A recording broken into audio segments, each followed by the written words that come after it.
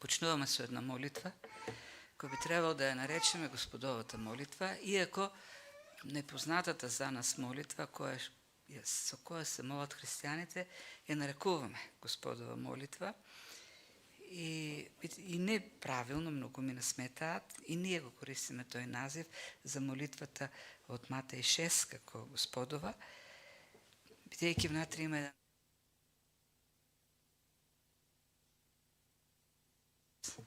во никој случај не би се молел на таков начин, зашто тој нема долгови.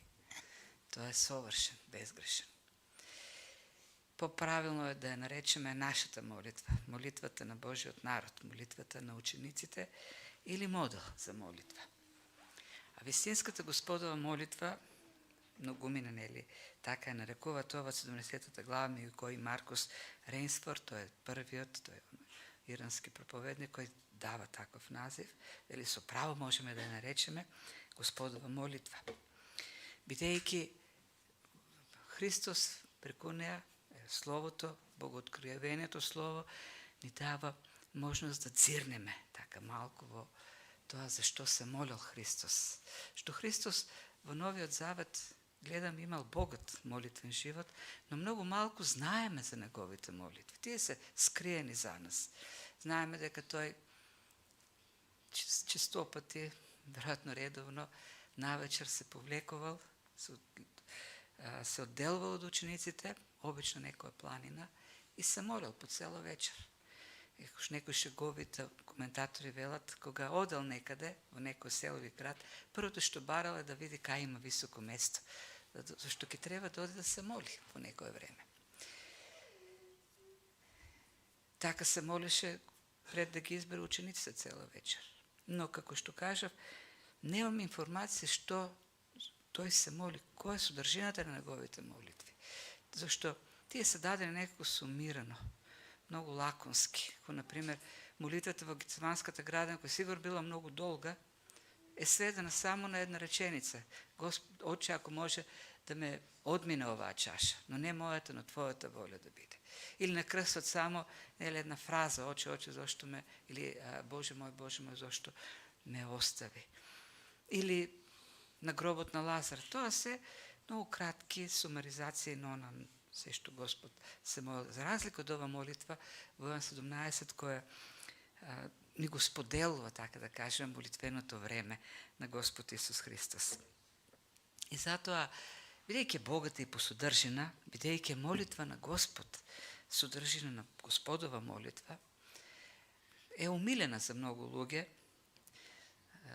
Нокс на смртната постела побарал од неговата сопруга да го прочита овој текст од 70-та глава, велејќи, те молам, прочитај ми го текстот каде што ја фрлив мојата котва во живот, кај што се закотвив цел живот. Англиските кралеви од времето на реформацијата не носат слава како на многу побожни луѓе, но има исклучуци. Еден од нив е Едвард VI, единствениот син на Хенри VIII, кој почнува реформацијата, меѓутоа е познат, нели, по својот формализам во реформација, за разлика од Едвард VI, кој е син на Джейн Сеймур, жена од протестантска аристократска фамилија, детето растело во протестантска средина и кога на млади години, на 8-9 години се восцарил, посмело, заедно со Томас Кранмер, ја почнува реформацијата посуштински, има една молитва, негова молитва, која е така позната, многу содржинска, многу суштинска, библиска, а пак се вели дека инспирирана од овој текст на Јован 17 глава. И пред да поминеме на изгледуване овој многу важен текст, кој ќе го разгледуваме и во наредните недели, 3-4, убаво така да почнеме да се подсетиме на тоа како се молиле кралевите, побожните кралеви. И вели вака во оваа молитва: О милостив Боже и најмилостив Оче, кој си ни го дарувал богатото и скапоцено богатство на Твојот свет збор. Помогни ни со Твојот дух тој да биде запишан во нашите срца за вечна утеха, да не преобрази, да не обнови според Твојот лик, да не изгради и усоврши во совршеното дело на Твојот Христос, осветувајќи не и зголемувајќи ги во нас сите небесни добродетели. Дај го тоа, о небесен Оче, заради Исус Христос. Една молитва која ги содржи сите оние нешта за кои што и Христос се моли, таа првосвештеничка молитва. Самата молитва е поделена тематски на 3 дела, 3 области за кои се моли Христос. Првиот дел, првите 5 стиха во кои тој се моли за себе си, или синот се моли на Отецот за синот. Вториот дел, тој е најдолгиот дел, од 6 до 19 стих се моли за учениците. И третиот дел се моли за целиот Божи народ, за Вселенската црква, вклучително и за нас. Најмал е првиот дел, оној дел кој е за него, само 5 стиха.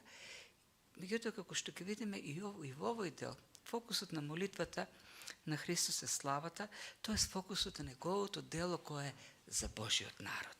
Така да целата молитва од почетокот до крај, дури и овој дел кој е за него, е исполнет со љубов и копнеш по нас. Така да целата Христова молитва всушност е молитва поттикната од љубов и за нас е таа молитва. И за да ја разбереме подобро, јас само во еден слайд целиот текст го ставив, вака ќе го разгледуваме, зашто е многу интересно и многу така јасно, елоквентно структуриран, за да испакне целата идеја на молитвата. Почнува, направена е така огледално, во 2 дела, прв и втор дел, кои се пресликуваат некако со паралелизми. Има една централна мисла која е средината на тоа огледало, така да кажеме, оската околу која се прекршуваат двата дела. И почнува, или основната молитва е славата. Почнува со молитва за слава, Оче дојде часот, прослави го својот син во првиот стих и завршува.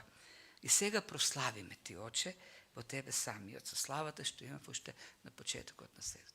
Или имам вториот дел, или втората слава како што завршува, и за таа слава што има од секогаш, што има во присуството на Бог како Бог, како Син Божи. Додека во првиот стих говори за некаква друга слава очигледно, и она што е интересно е што во поголемиот дел, тоест во 3 стиха, тој се моли во трето лице. Вели, Оче дојде часот, прослави го својот син, за да те прослави тој тебе. Си му дал власт и така натаму. Додека веќе од 4-ти, 5-тиот во прво име почна да се моли, вели, јас те прославив и сега прославиме ти. Не случајно се ваквите промени во личните заменки. Христос овдека јасно во молитвата е истакнува својата двојствена природа, таа божествена личност на Логосот на Синот Божи, кој суштества од двете природи, во природата на Син Месија или Син човечки, од човечка природа, и во природата на Син Божи, божествена природа. И ќе видиме во овој текст како се гледат тие две улоги во спасението на човекот, и она што е најважно овдека, што треба да го видиме најјасно што е покажено, а тоа е која е неговата слава. За каква слава се моли како Син Месија во првиот стих. Синот Божи се моли за својата служба како Син Месија, како оној кој треба да изврши дело. И тоа се гледа потоа јасно вториот и 4-тиот стих. Ми даде нешто, вели. Ми даде власт во вториот стих, а во 4-тиот стих вели го извршив делото што ми го даде. Таа власт што е дадена од Отецот е дадена да се изврши дело. И во продолжение станува јасно кој е делото. Делото е, или службата што е дадена, да му даде вечен живот.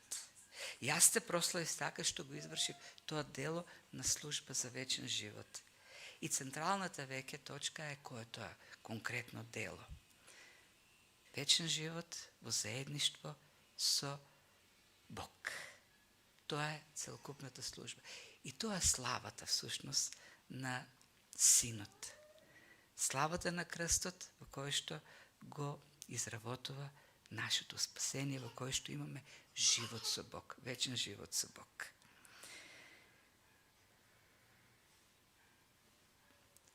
Употребата на зборот слава и во првиот и во 4 и 5 стих, можат да имат и таква идеја, и јасна е во 5 стих идејата за таа внатрешна слава на Бог, која си измерува, така да кажеме, со морални димензии. Тоа е во суштина и значењето на зборот докса, таа класична филозофска мисла во древниот свет, која има прогресии, разновидности.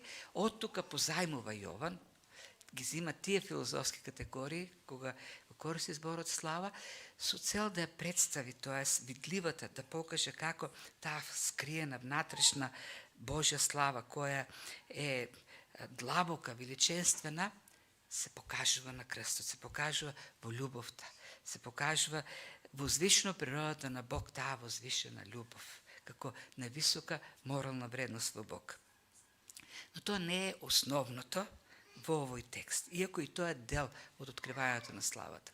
Основата овдека, молитвената потреба, е поврзана со делото на Месијата. Тоа е таа слава. На крстот откривање на славата на човечкиот син, на Месијата, кој носи спасение. Тоа е часот на прославата, тоа е контекстот, тоа е идејата на целиот втор дел на Евангелието според Јован. Од 11 глава па до крајот на Евангелието, клучната тема е часот на прославата. И затоа многумина тој дел го нарекуваат книгата на славата. И Христос неколку пати во молитвите, во проповедите говори доаѓа или дојде веќе часот да се прослави човечкиот син. И јасно е дека станува збор за крстот. Крстот като местото каде што ќе се прослави човечкиот син така што ќе го изврши делото за кое што е испратен. И ќе се оствари власта која му е дадена.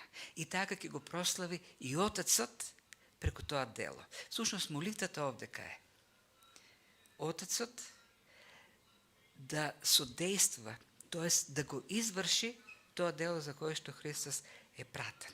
Делото на крстот, неговата да истрае во таа жртва што ќе ја принесе во маките, во страдањето, во смртта, да се изврши воскресението и на крајот вознесението.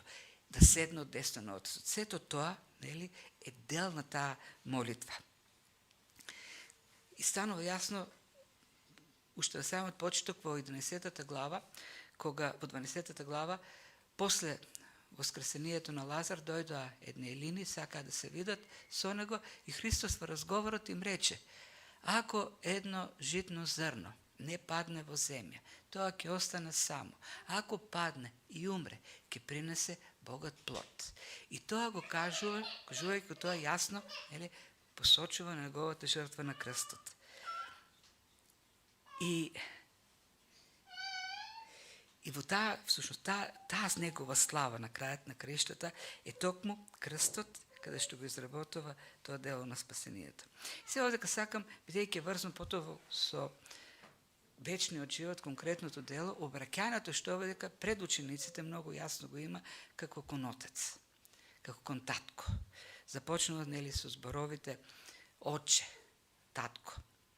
И сега ваквиот однос на синот или на Христос кон Отецот, кон Бог, служи понатаму од црковните отци да се изгради учењето за Светата Троица, според кој Бог е единство, една природа во која рамноправно споделуваат, суштествуваат три божествени личности со своји хипостасни својства. Отецот како нероден, синот кој се раѓа и Светиот Дух кој произлегува. И тоа е многу правилно, многу јасно од извлечено од духот на Библијата учење за Светата Троица или за Бог. Но проблемот со таквите доктрини е што не ограничувате, ние потоа размислуваме само во тие категории. Но пропуштаме да видиме во самиот оригинален текст во времето што значат тие категории. Кога Христос се обраќа на Бог како со Отец и притоа ги учи и учениците и тие да се обраќаат на Бог како кон татко. Зашто во Стариот Завет користењето на таквата терминологија за Бог како татко се среќава многу ретко, само 15 пати во целиот Стар Завет, таа цела старозаветна историја. И во ниту еден случај немаме обраќање од некого кон Бог како контакт. Немаме таква лична релација. Користењето на зборот татко за Бог е во други контексти, како татко на нешто, но не и во тие молитви, не во тие лични односи. И затоа, и кога Христос ги учи учениците да се обраќаат кон Бог кон татко, звучи малку фрапантно, бидејќи сепак Бог е господарот на се, тој е создателот на се, тој е на кој што се држи, тој е на кој што дава живот на се. И тоа обраќање станува малку така како и арогантно во мислите на луѓето во тоа време. Но идејата овдека, која Христос се внесува со таквото обраќање, учејќи учениците, они се обраќаат така, е да покаже дека неговото доаѓање, неговата служба на крстот, неговата слава е токму тоа, да донесе меѓу Бог и Божиот народ едно многу блиско, најблиско што се може, така да кажем, најинтимно заедништво. Заедништво меѓу родител и дете. Многу лична, многу интимна врска. Тој како татко, ние како негови деца. И затоа апостол Павле толку е така воскитен, да кажем, од тоа откровение што го дава Господ Исус Христос, таков силен впечаток остава што на два пати понатаму во своите послања говори со тоа како Светиот Дух кој доаѓа во нас не успособува да кажеме, и тоа два пати вели на арамејски, нели, и на грчки, Аба, Оче. И зборчето Аба всушност е во деминутив и значи татанце. Татанце, татко, ако сакаме да го преведеме на нашки целата таа фраза. Е многу близок однос со Севишниот. И тоа е славата на крстот. Во нашата човечка логика, кога говориме ние за слава, за некој дело дека е многу славно, идејата би била на некоја голема победа, да кажем, победа над противник, победа на непријател. Да направиш нешто за себе славно, да се покажеш како најдобар од сите, како најсилен, најспособен. Целата мок што имаше Бог, целата таа негова власт што му е дадена, тој употребува за да е мизерниот човек, грешниот, бунтовниот, го доведе во таков близок однос со него, да живе заедно со него. Христос кој е во таа, или Синот Божи кој е во таа слава, во таа заедница со Отецот, доаѓа на земјата, станува Син Месија, Син човечки, за да го донесе човекот во таа заедница со Бог. Во блиска, најблиската заедница, она што има Синот со Отецот, нарекувајќи го Бог Отец, така и Божиот народ да биде во таа заедница. И вели Христос, тоа е славата. Тоа е Божјата слава. И тоа е што човек толку усхитува што дури не можеме да го разбереме. Божјата слава објавена и тоа на еден крст. Крст кој во тоа време, според разбирањето на тоа време, никако не е славно, зашто славата треба да открива возвишеност, убавина, а крстот открива смрт. И дури смрт во која е вклучен презир, смрт на разбойници, на најнедостојните, на најникаквите. Затоа самиот збор крст во тоа време бил сметнан за вулгарен збор, безобразен. Културните луѓе не го користеле во својот разговор. Интелигентните луѓе избегнувале да користат збор крст. Таму, на тој крст, е објавена таа слава. Слават, љубовта на Бог, како една возвишена величина. И тоа љубов кон ништожниот, патнатиот човек. Додека уште бевме грешни, тој умре за нас. Да, славата е врзана секогаш со победа, и тоа победата над гревот, победата над смртта. Тоа е пресмртот во човечката историја, кога со смрт и воскресението не враќа нас во Божјото присуство. Навистина е славен момент. И за тоа се моли Христос на почетокот, во првиот стих. Прослави го својот син и така и на крајот на краишта ќе видиме ние на крај ќе отделиме малку време тоа. На крајот сето тоа е за да донесе слава на Отецот. Христос кој истрпува тоа дело на спасение, за да биде Отецот прославен. Во тоа прославување на Отецот, Божиот народ да ја бара врската со својот Отец, небесен Отец. А за да се изврши тоа дело, и тука веќе станува појасно која е таа слава, каква е таа слава. Зошто се моли? Прославиме, бидејќи или како што, или соодветно на тоа што си ми дал власт. Тоа е сврзникот меѓу првиот и вториот стих. Има споредбена функција. Имам дело кое е славно, јас се молам да биде извршено тоа славно дело, бидејќи или како што ми беше дадена власт соодветна за тоа дело, за таа слава што треба да ја принесам. А таа власт е власт над секое тело, вели, над се што си му дал, да му дадам вечен живот. Власт да му дадам вечен живот. И оваа фраза вклучува на сигурност. Отецот дава на синот задача, мисија да изврши дело. За да се изврши тоа дело е дадена власт, целокупната власт, апсолутната власт. Апсолутната Божја власт дава гаранција за делото, дека ќе биде извршено. И тука е нашиот човечки абсурд. Христос се моли да се изврши нешто што апсолутно е сигурно дека ќе се изврши. Звучи парадоксално, нели? Се моли за тоа дело кој не може и да не се изврши, зашто сета власт е дадена за тоа дело. И на крајот кога се моли пак во 4-тиот стих, вели јас веќе те прославив и јас веќе го извршив тоа дело. Толку е сигурно извршувањето на делото, што пред да се изврши, Христос вели го извршив во тој пророчки перфект што го користи овдека. Гаранција.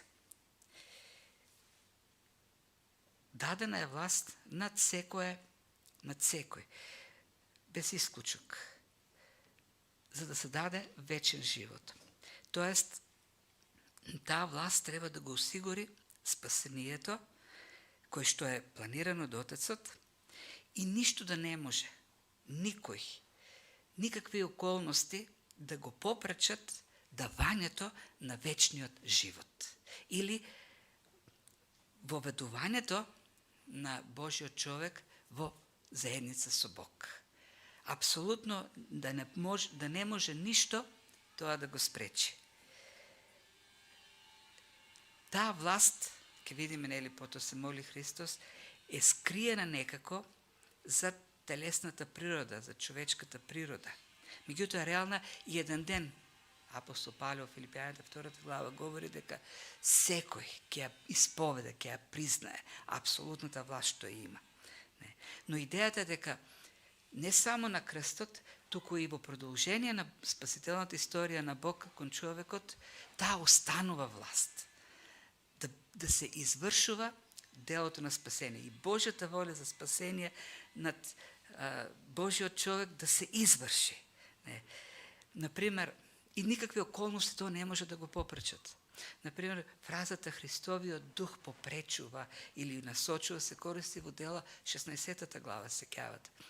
Павле на второто мисионерско патување се врати во тие цркви што ги основа на првото, во јужниот дел на Мала Азија. И откако ги посети, реши да тргне нагоре. Да влезе под Лабок уште кон Витинија во Азија. И Христовиот дух попречи. И се вртеше во круг, стигна во Троада. И се чуде се што прави сега тука во Троада. И во еден момент му се јави македонец и му рече, дојде во Македонија. Смени го континентот.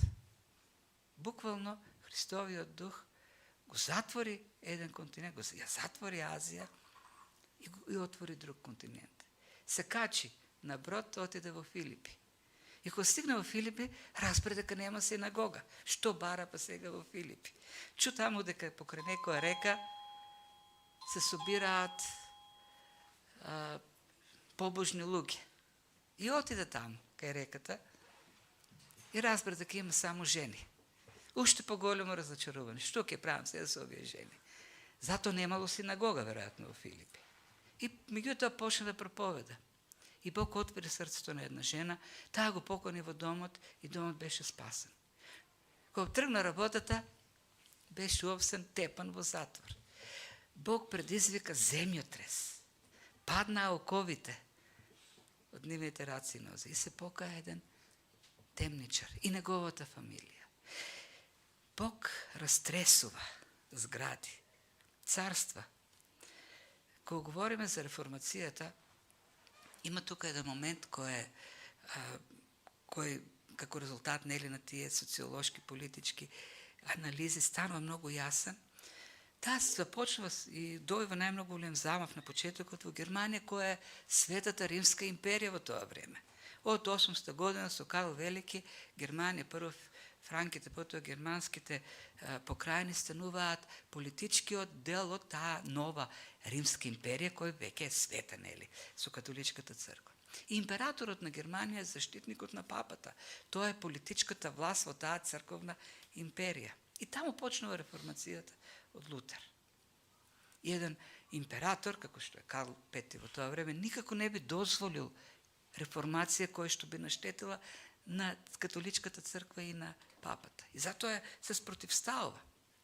Меѓутоа во тоа време Отоманската империја стигнува до вратите на Виена. Ја заплашува таа империја, така да кажеме, црковна католичка империја да навлезе длабоко во неа.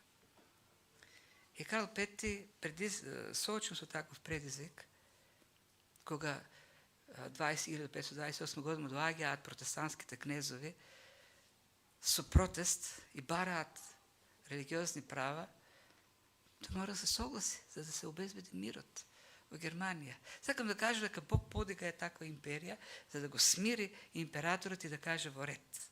Дозволена е реформацијата во Германија. Бог цели империи може да растресе, да ги потресе, земјотреси, зашто сета власт му е дадена. Зошто? За да даде вечен живот.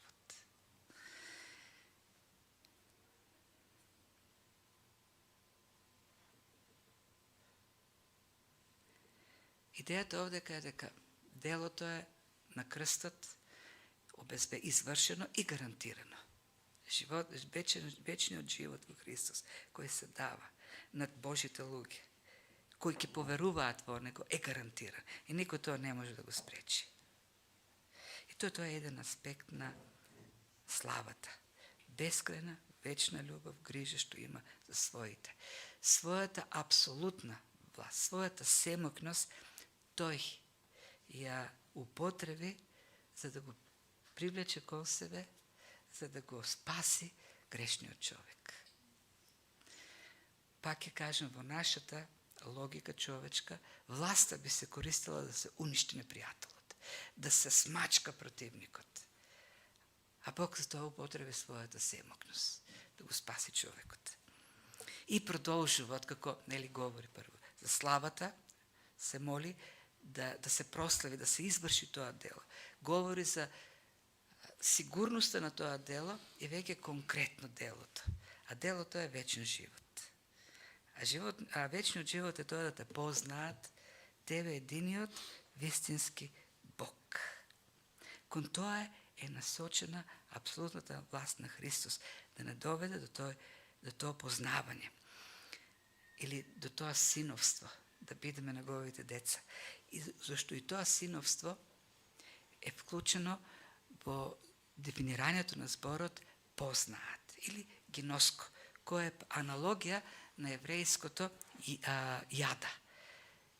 Кога, например, машки легнаше со жена, например, Авраам легна со Сара и се роди Исак, е употребен зборот јада. И потоа кога преведувале елинистичките евреи во Септагинтата, најсоодветен збор за јада го нашле во елинистичкиот јазик овој збор киноско, познаат. Кое познавање не е интелектуално, рационално, туку е искуствено. Познавање, да познаваш некој, да познаваш, живејќи заедно, се повеќе запознавајќи го во животот. А така да кажеме, најблиското познавање кој имаат мажот и жената во бракот. И тој збор е употребно овдека. Божјата слава или славата всушност на Синот Месија, на крстот, е тоа да не доведе во блиското заедништво со Бог. Најблиско како со родител и деца, татко и деца. И тоа е вечен живот. Вечниот живот не е нешто квантитативно, зашто вечен живот имаат и безбожниците, и они живеат вечно. Вечниот живот е квалитетот, а всушност вечниот живот е врската со Бог, заедницата со Бог, таа блискост со Него. Зашто не е едно да имаш вечен живот во животот со Бог, или пак вечен живот во огненото езеро, каде што е зверот, каде што е ѓаволот, каде што е сатаната, каде што е сето зло, таму концентрирано. Вечниот живот е состојба, заедница со Бог. Вечниот живот е сега и продолжува во целата вечност. Ние веќе сме во тој вечен живот, ако живееме во заедницата со Бог, ако сме дел од тој внатрешен живот на Божествената Троица. И тоа е пак она што, така да кажеме, изумува. Ти сета власт да ја употребиш, за да вклучиш во твојот живот некој. Во ред тоа нема да не изуми, ако Христос ги избереше највеликите, најспособните, само царевите, само богатите, и да каже, ајде, влезете вие сега во таа заедница со мене, зашто ние така би постапиле. Ние сме, кога вклучуваме некој во нашиот круг, како што понек Бог не вклучи во неговиот внатрешен божествен живот, во Светата Троица, кога ние така вклучуваме некој во нашиот живот, правиме селекција. Тоа гледаме да биде, прво, секако природно е од нашето биолошко обкружување. Потоа, ако вклучиме, ќе треба да задоволува некои стандарди, например, ако сме христијани, доктриналните, да ги помине тестови. Социјални некои тестови, од кој социјален статус е, бојата на кожата, етносот, колку пари има, економски критериуми. Така ние примаме во нашето обкружување. Тоест, бидејќи ние сме зависни битија. Бидејќи сме зависни, ние сакаме таа наша зависност да ја задоволиме, да ја неутрализираме, така што и да не ќе станеме над другите зависни, оние што ќе ги направат зависни од нас и ќе господариме со нив. Бог, нели, тоа е таа филозофска терминологија, асеитен, самопостоечки, самодоволен. Тој не зависи од никого. Во Светата Троица, во тоа општина на Синот, Отецот и Светиот Дух, имало вечна совршена хармонија, совршен живот. Никому не му треба Бог. И сепак Бог решил целата своја власт да ја употреби за да бидеме ние дел од тој живот. И тоа е суштината на вечниот живот, да бидеме нели дел од него. Тоа заедништво е суштина. И прашањето е, имаме ли таков вечен живот сега? Го имаме ако нашиот живот е одење со Бог, чекорење со Бог. Немаме ако нашиот живот е чекорење со нешто друго, живеење со нешто друго. Христос се моли во тие последни неколку часови пред да биде фатен за таа слава. Славата да може Божиот народ да го донесе во животот заедно со Бог. Употребена власт за таа цел. И тоа, за да уште повеќе се истакне големината на вечниот живот, на мисијата на Христос, дава ваква дефиниција со кого ние влегуваме во тој живот, во таа близина, во тоа општење. Со единиот. И тука е употребен зборот монос, кој пак во Септуагинтата е употребен за специфичен еврејски збор ехат, кој пак нема квантитативно значење. не е бројка, еден, во смисла на еден. Туку има повеќе квалитативно значење во смисла единствен. Нема друг таков. Уникатен е. Нема друг како Бог. Тој е апсолутно трансцендентен и апсолутно е различен. Не може да се најде друг таков. Врска со единствениот Создател, единствениот Господар, единствениот кој дава живот, единствениот кој спасува. И паралелно со тој збор, нели, монос, единствен и алетинос, вистински. Алетинос како спротивност на фалшливо. Зашто се друго што се представува како Бог е лажно, фалшиво. Само Бог, кој Христос го објавува, испратениот од Него Исус Христос, е вистинскиот, единствениот Бог. Нема друг таков како Него. И продолжува, тој се познава само преку Синот. Значи, живот вечен, или како што овде пишува, да те познаат тебе и Исус Христос да го познаат. Познавањето или влегувањето во заедницата во животот со Исус Христос значи познавање и живот со Бог, со Отецот. Тоа е едно. Да го познаваш Христос, значи да го познаваш Бог. Тоа е откровението на Христос. Никој не може да влезе во заедница со Бог, со Отецот, ако нема заедница со Христос. Нема друг пат до Отецот, освен Христос. Јас сум патот, вели Христос. Во Христос, верата во Него, во животот во Христос, нема живот со Бог или во Бог. Не можат да се одделат. Едноставно, не може да се одделат. И всушно живењето со Бог или обштењето, заедничирањето со Бог е живење со Христос. Одење со Христос. И така од почетокот, уште на првите страници во Библијата, за Енох пишува. Кај 300 години одел со Бог. 300 години одел со Бог. И таа терминологија, одење, во древноста, значи живење. Зашто одењето со некого значи да живееш. Постојано одиш со него, живееш со него. Заедно си со него. И тоа е животот со Бог, да живееш со Бог. Ние како наша цел на животот, на христијанскиот живот, разбираме, бидејќи целта е нешто што ќе поминеш на крајот, тоа да тука да веруваме и на крајот ќе поминеме со смртта една цел и влегуваме во Божјото царство. Меѓутоа, Христос овдека поинако некако ја изразува целта на христијанскиот живот. Таа не е некаков момент, туку тоа е целта е ние постојано да живееме заедно со Бог, постојано да одиме со Бог. Постојано во тоа одење со Бог ние се повеќе да се доближуваме до Него, да стануваме се поблиски со Него, се повеќе да го запознаваме. И тоа е вечниот живот. Не момент во кој што ќе влеземе, туку кој го живееме постојано, живеејќи со Бог, во се поголема заедница со Него. И тоа носи наслада. Енох 300 години живеел со Бог. И не му здодеало 300 години. Не знаеме што е 300 години. Ние знаеме што е, јас знам што е 60 години. На тоа треба да додадам уште 5 пати повеќе.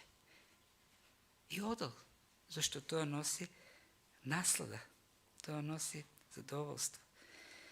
А ние одиме со, или имаме заедница, или познавање на испратениот Исус Христос преку Словото. Кога го читаме, се молиме, размислуваме, додека го правиме сето тоа, влегуваме во општини, во познавање, учиме за најважните работи во животот. И знаете ли што најмногу од сето тоа научуваме? Дека и нашиот небесен татко се насладува кога има општење со нас. И затоа тој сета таа слава, таа власт и се го употребува за да бидеме дел од неговата заедница, зашто има наслада и од негова страна. Тој сака, мило му е, кога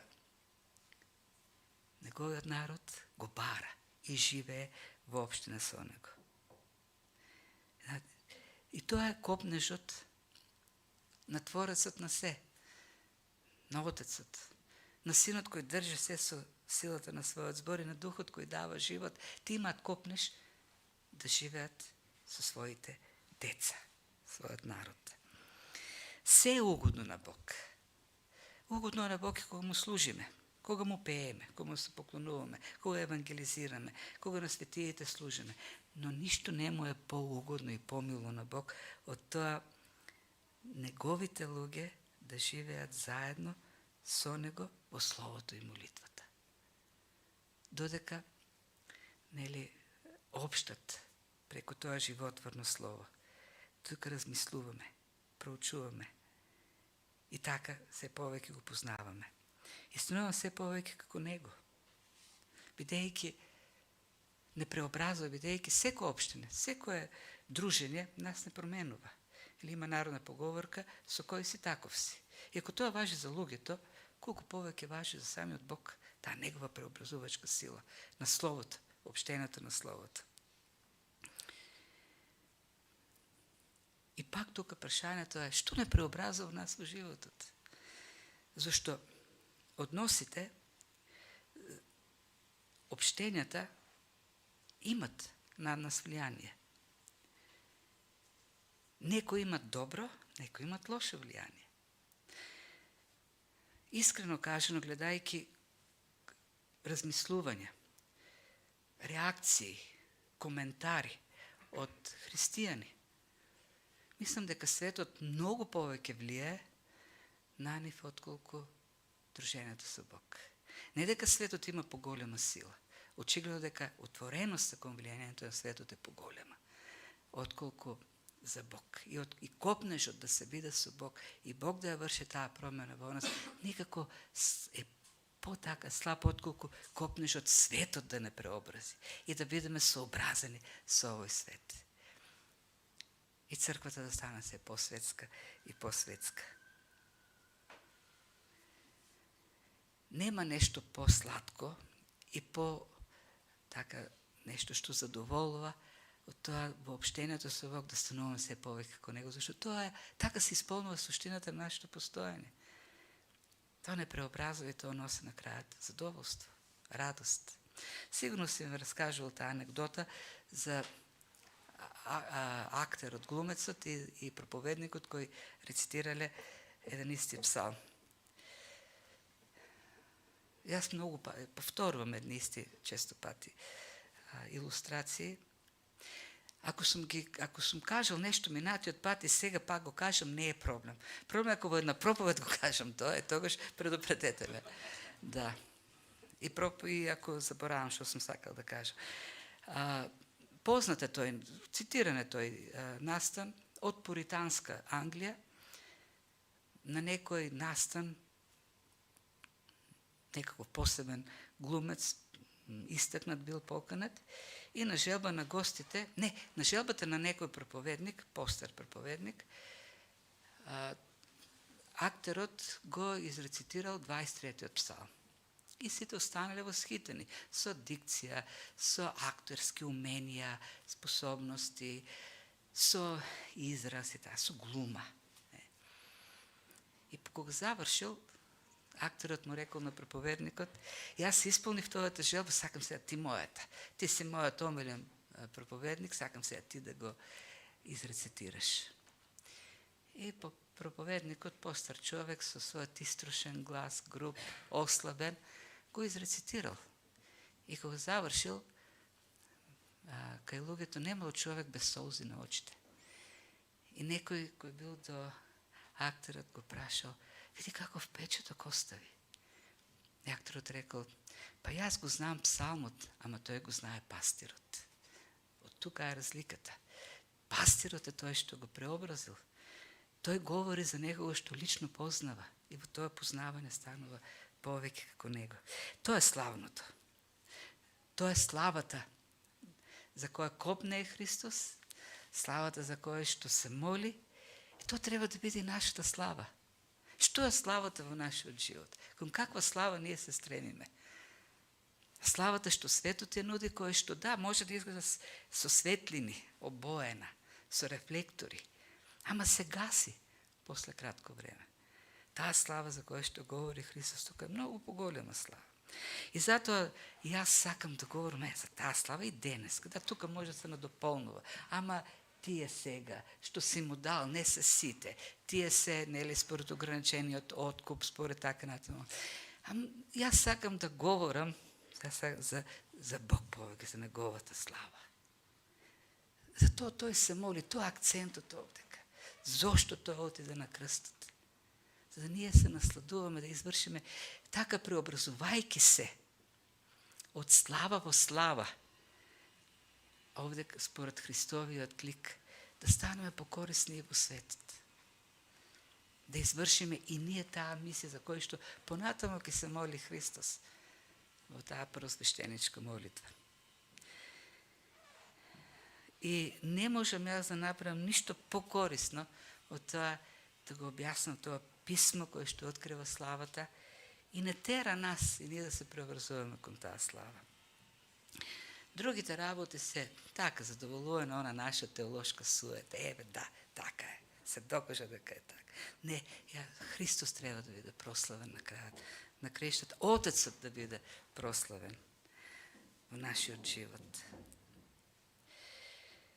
Тоа беше Господовата мисија, да отиде на крстот, страдаше и умре за да ни донесе вечен живот и да имаме општене со него, да се доближуваме се повеќе. И 4 и 5 стих некако како завршување на таа мисија. Завршува со молитвата за себе, со своето дело. И од тука натаму тој после ќе ја преда некако одговорноста од 6 стих натаму на Отецот. Јас го направив тоа што требаш, јас ги зачував, никого не изгубив и така натаму. И продолжува за учениците да се молят, продолжува да се моли за целата црква вселенска, сите што ќе поверуваат, за целиот Божи народ. А овдека веќе како завршено тој пророчки елемент. Нешто кој ќе се случат, не се случени, ќе се случат, но веќе се како завршени. И ние го користиме тој перфектум, кога велиме, сметај го за завршен. Готова работа, нели? Ке ни даде некој, ке не замани, велиме, готово е, завршено е. Сега ние не сме како Христос, Христос може да каже, готово е.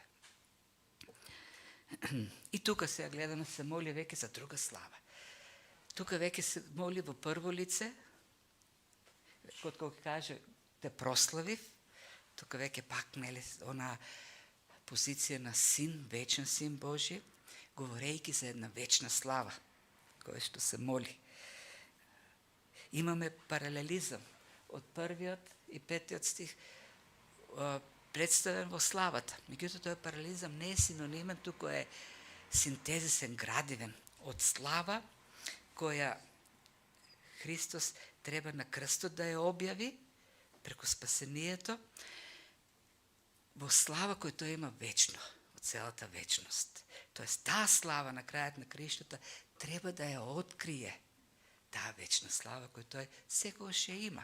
И тоа тука не е добро преведен малку текстот. Сега прославите ја Оче во тебе. Не е во тебе, тука е пак она пара. Славата во во Божјото присуство, таму Божјото присуство. Покрај тебе. Не е во тебе внатре. Со славата што ја имав, и пак не е тука времето имав. Тоа е слава што од сегаш сум имал, ја имам и ќе ја имам. Не е загубена таа слава.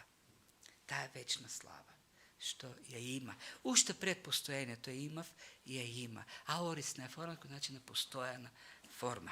Постојано глаголско време.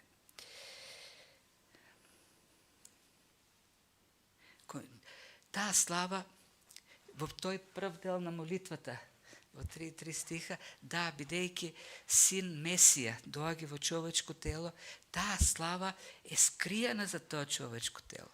Меѓутоа на крстот, така треба да се види. И потоа, преку действото на Светиот Дух, ќе се разбере дека тој е вечниот Син Божи. Дека тој го изработи спасението, необичен човек. Дека тој е таа божествената личност која стои зад сето тоа. Бидејќи без таа божествена улога, божествено учество, во човечкото тело, нема спасение. Паѓа целата наша сотериологија, целото наше учење за спасението пропаѓа. И затоа на крајот завршува со тоа. Јас го извршив и сега, да стане видливо тоа. Да стане видлива таа слава што јас секогаш ја имам. Да се отворат, и тоа и славата за која се моли Христос меѓу другото, да стане јасно, со таква сила да действува Бог преку Духот, што ќе им станува јасно на луѓето дека тој е Синот Божи, дека тој е Божествениот Син, дека тој е Бог. И тука пак доаѓаме до таа молитва за нешто што ќе се случат сигурно, ама пак се молиме.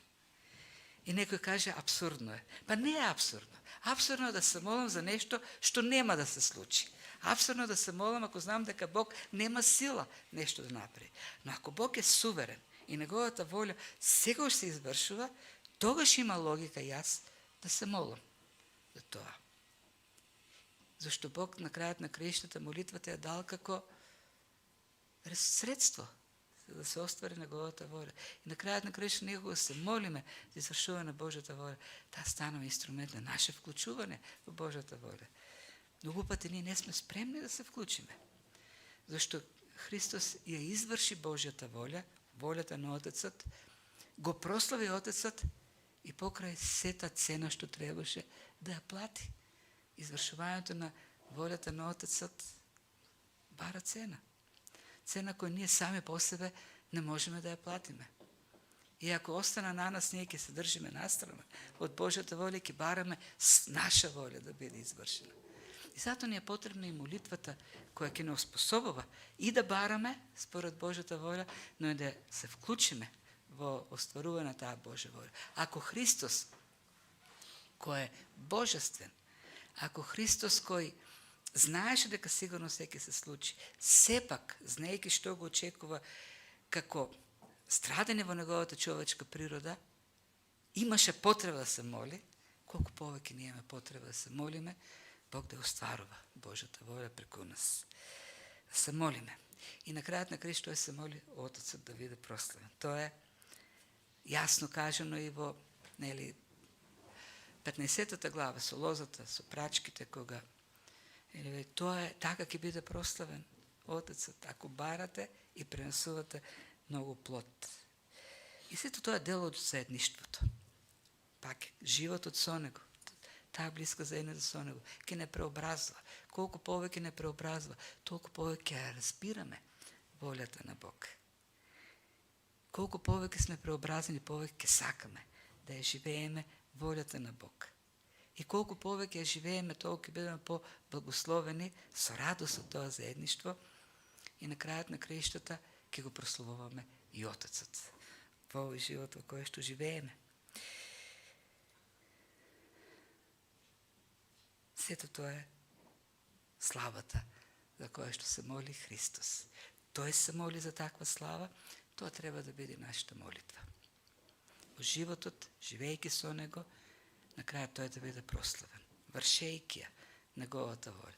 Тој ни дава благодат, ни дава власт, ни дава сила. Светиот Дух ни го дава во нас. За да го извршиме делото, кој што тој ни го даде.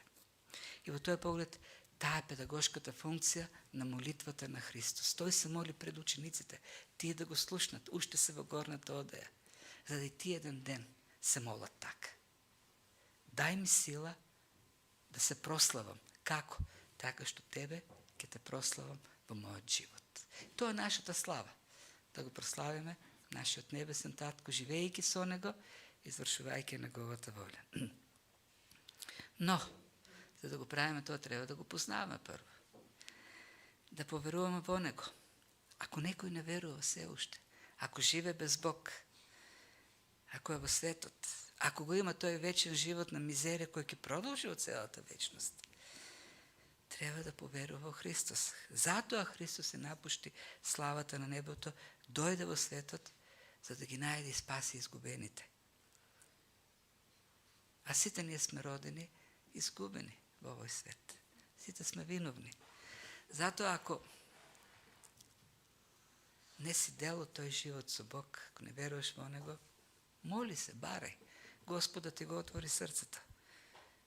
Тој има власт, сета власт му е дадена да ти даде вечен живот. Ке те прими и ке оди со тебе низ овој свет и никогаш нема да те напушти. И тоа е добрата вест. Христос се молеше за тоа. Целата власт што му е даден да ја употреби за спасението на изгубените. Дојди кај него, ако се уште не си. А вие што веќе сте дошли, радувајте се во тоа заедничарење што го имате со самотниот Бог и живејте верно во тој однос. Па, да се молиме. Татко Небесен, ние ти благодариме за Словото што ни го даваш, за тие откровенија што ги имаме во Тебе, преку Твоето Слово, преку Твојот Дух. И да, Господи, ке те славиме. И ние се молиме појасно да разбираме, и се појасно. И еден ден многу јасно ќе разбереме, кога ќе бидеме во Твоето присуство, што се должиме на нашиот Син, на Тебе, Небесен Татко, на Светиот Дух кој не осветува. Сето тоа е Твое дело. Ти, Татко Небесен, не избра. Синот не откупи, Духот не доведе до верата, ние не предонесовме ништо. И затоа ти благодариме. Сета благодарност и слава Тебе ти отдаваме. И се молиме нека тие сознанија уште повеќе не смират пред Тебе, не покорат на Твоето Слово. Да бидеме уште поблагодарни за се што имаме во Христос и со таа благодарност уште попослушно и верно да живееме за Тебе. Дај ни копнеш, Господи, да растеме во познавањето, во животот со Тебе. Да одиме постојано, да не Ти испуштаме, Господи. А тоа држи не со Твојата благодат и води не. Прави ги нашите чекори по тој пат подстврсти и посигурни, очекувајќи го денот кога ќе те гледаме лице в лице. Се молиме, Татко Небесен, за сето тоа во името на нашиот Господ и Спасител, нашиот првосвещеник, небесен, божествен, нашиот Господ Исус Христос. Во тоа славно име се молиме. Амин.